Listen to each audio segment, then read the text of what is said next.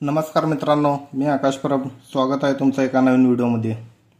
सिम्प्लिफिकेशनमधला दुसरा पार्ट बघणार आहोत आपण आज. चला तर मग पहिला प्रश्न बघूयात. 14 पेन आणि 17 पेन्सिलांची किंमत 146 रुपये आहे आणि 17 पेन आणि 14 पेन्सिलांची किंमत 164 रुपये आहे.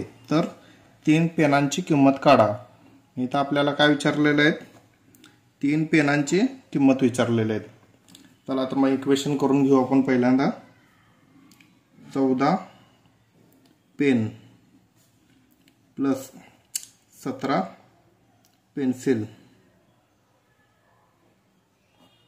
यांची किंमत किती आहे? 146 आणि 17 पेन प्लस 14 पेन्सिल यांची किंमत किती आहे? 164 रुपये. आता इथं बेरीज करून घेऊ आपण.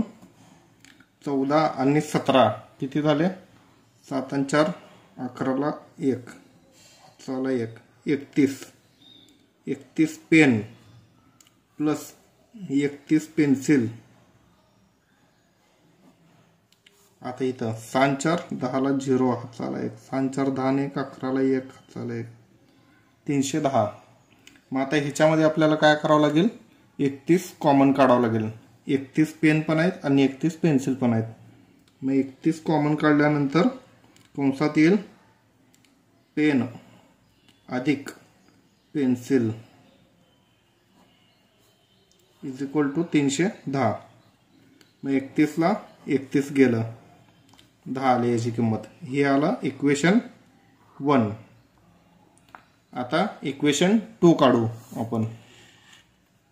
इक्वेशन 2 काढण्यासाठी काय करावं लागेल? सेम तीच प्रोसेस करावं लागेल. फक्त आता पेनाची किंमत काढायची आहे. त्याच्यामुळे आपण ही 17 जे पेन आहेत 17 जास्त आहेत 14 पेक्षा, त्यामुळे ह्याला वरती घेणार आहोत आपण. आता इथं 17 पेन अधिक 14 पेन्सिल यांची किंमत किती? 164 आहे. आणि 14 पेन आणि 17 पेन्सिल यांची किंमत किती आहे? 146. मग आता ह्याच्यामध्ये काय करावं लागेल? जे ह्यांचे आहेत ना, सिम्बॉल चेंज करावं लागेल. इथं प्लस आहे तर मायनस करायचं, इथं पण मायनस करायचं आणि इथं पण मायनस करायचं. बरोबर. मग आता 17तनं 14 गेले. 3 पेन वजा बाकीमध्ये, कारण की 17 मोठा आहे 14 पेक्षा, वजा 3 पेन्सिल. 3 pen 3 pencil. आता 164 मोठा आहे, 146 जाईल त्यातून. 150 आणि 18 राहिलं. मग आता 3 एकम 3. आता आपल्याला 3 कॉमन काढावं लागेल. इथं 3 कॉमन काढल्यानंतर पेन वजा पेन्सिल इज इक्वल टू 18. मग इथं आता 3 एकम 3 3 सम 18. हे आलं इक्वेशन नंबर 2. बरोबर.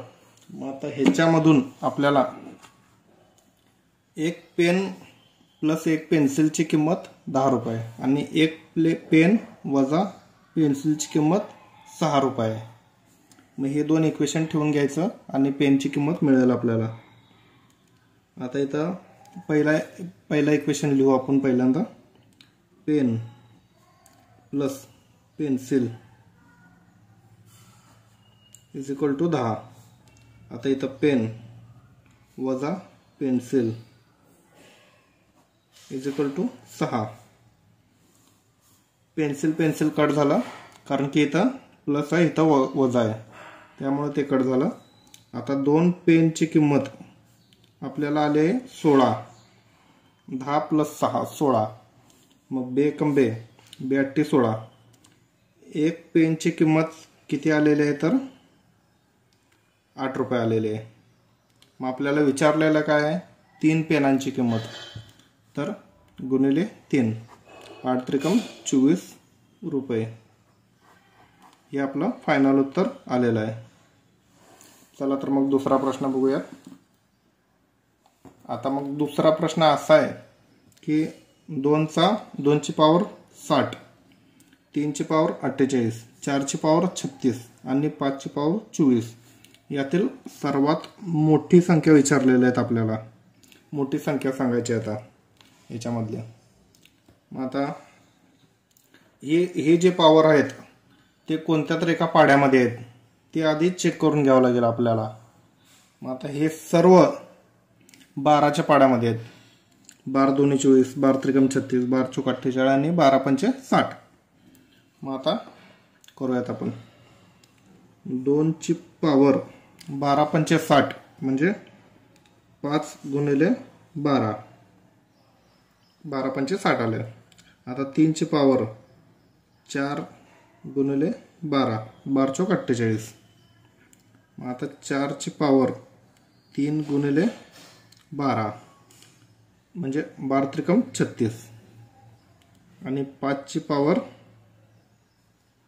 2 गुणिले 12, 12 2 24.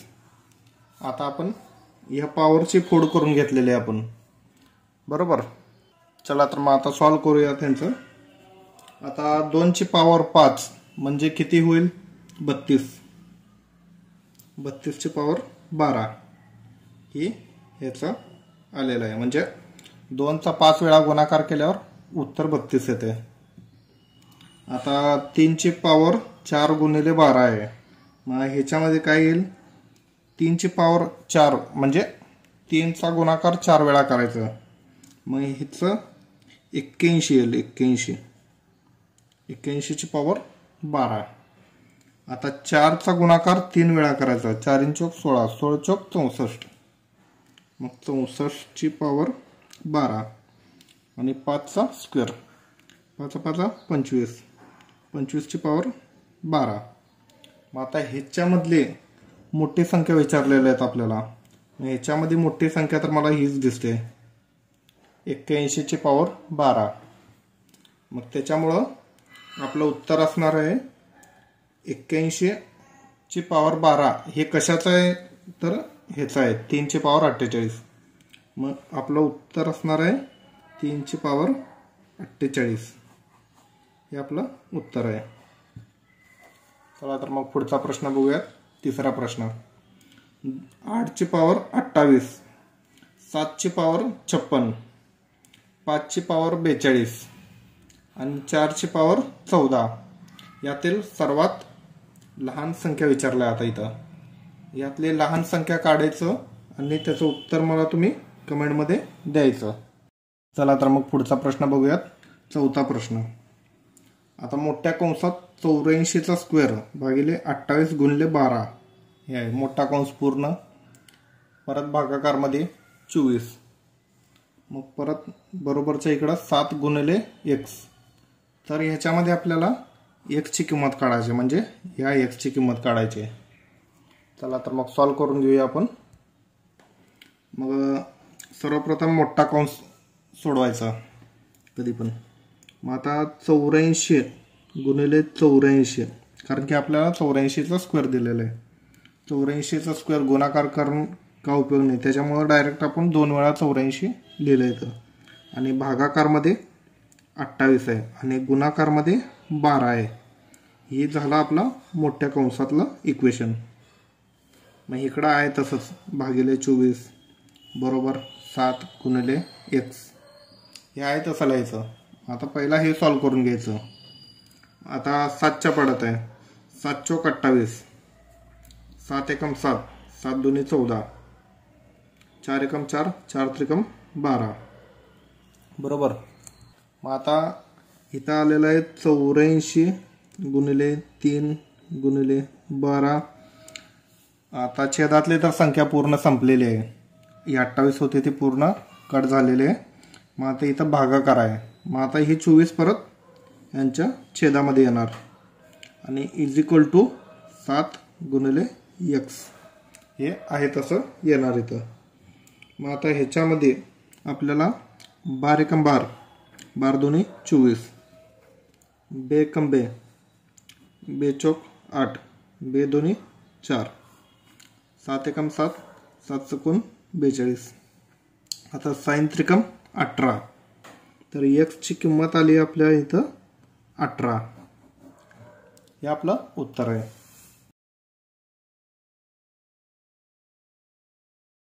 पाचवा प्रश्न बघूयात आपण.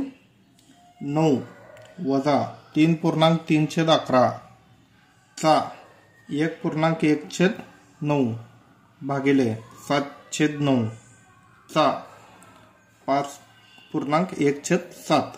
तर याचं उत्तर किती? इथं मी का लिहिलंय त्याच्या जागी तुम्ही चा लिहा. हे का चुकलेलं आहे म्हणजे हिंदीमधून आहे ते. मग आता हाय तसं इक्वेशन खाली घेऊयात आपण. 9 वजा 11 त्रिकम 33, 33 आणि 3 36, 36/11 चा म्हणजे याचा अर्थ असतो की गुणाकार. 9 एकम 9, 10 11, 11/9 भागिले 7/9 चा. परत चा आलेला इथं. मग परत आपण गुणाकार मांडून घेऊया इथं. 7 5 35 आणि 1 36, 36/7. मग आता आपलं म्हणजे सूत्र काय आहे? कंचे भागू बेव. मग आता हे कंस आणि छे म्हणजे काय इथं चे हे जसं की हे आणि हे. मग आता पहिल्यांदा हे सोडवावं लागेल आपल्याला. ह्याचा अर्थ गुणाकार असं घ्यायचा नाही. चा हे वेगळा आहे पण त्याच्या बदले आपण गुणाकार घेत असतो. मग आता 11ला 11 कट झालं. 9 चौक 36. आता इथं परत चा होता या गुणाकारच्या जागी. मग आता परत कट करायचं. 9 एकम 9, 9 चौक 36, 7 एकम 7, 7 एकम 7. मग आता 9 वजा 4 भागिले 4 हे असं इक्वेशन आलेलं आहे आपलं. मग आता पहिल्यांदा काय सोडवावं लागेल आता यातला. इथं तर वजा बाकी आहे, इथं भागाकार आहे. भागाकार सोडवावं लागेल. 4 एकम 4, 4 एकम 4. मग आता आलं काय आपलं 9 वजा 1.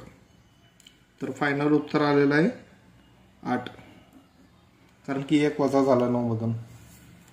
चला तर मग 6वा प्रश्न बघूयात आपण आता. 6वा प्रश्न असा आहे की एका विद्यार्थ्याला एका संख्येचा 3/2 भाग काढायचे होते. त्याने चुकून त्या संख्येला 3/2 ने भागले. त्यामुळे त्याचे उत्तर मूळ उत्तरापेक्षा 10 कमी आले.